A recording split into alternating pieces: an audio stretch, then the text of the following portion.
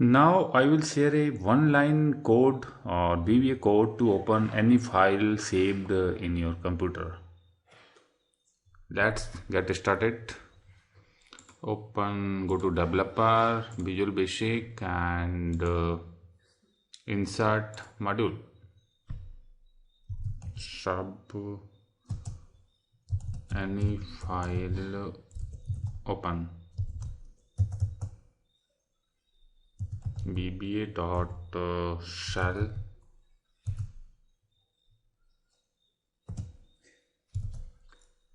explorer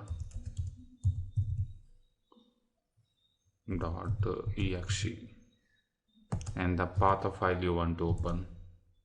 My file is saved in C drive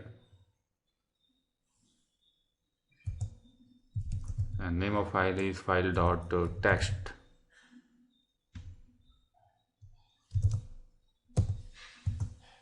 And the code is ready.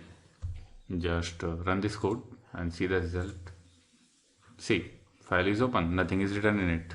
In this way you can open any file with any extension using only one line code.